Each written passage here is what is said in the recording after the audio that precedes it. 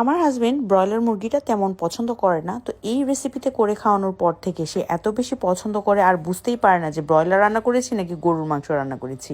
এতটা মজা হয়। তো এখানে আমি দিয়ে দিয়েছি তেল, আর এই তেলটা দিয়ে আমি পেঁয়াজ বেরেস্তা করেছিলাম।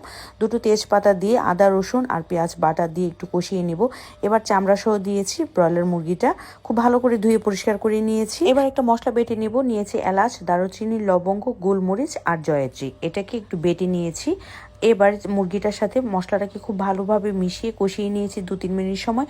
পরিমাণ মতো লবণ দিয়েছি। এবার একটু বেশি পরিমাণে লাল মরিচের গুঁড়া, হলুদের গুঁড়া, ধনিয়ার গুঁড়া দিয়ে ভালো করে কষিয়ে রান্নাটাকে দুর্দান্ত করার জন্য এটা আরেকটা টুইস্ট হচ্ছে, পেঁয়াজ বেরেস্তার সাথে টমেটোটাকে খুব ভালোভাবে পেস্ট করে এই মাংসটার সাথে মিশিয়ে দিতে হবে। এইটা কিন্তু মাস্ট করবেন, তাহলে দেখতে পারবেন কালার স্বাদ কত বেশি বেড়ে যায়। ভালো করে কষিয়ে নিয়ে এখানে দিয়েছি পরিমাণ মতো টক দই, এটা স্কিপ করা যাবে। দুটো আস্ত রসুন দিয়ে আর একটু সময় কষিয়ে নিয়ে এবার ঝোলের পরিমাণ দিব পানি। মাংসটা সেদ্ধ হতে যতটুকু পানি লাগে ততটুকুই দিয়েছি। এটা আমি একটু মাখা মাখা করব। এবার লাস্ট পর্যায়ে দিয়েছি ধনিয়া পাতা, ভাজা জিরার গুঁড়ি, সেই সাথে দিলাম বেরেস্তা।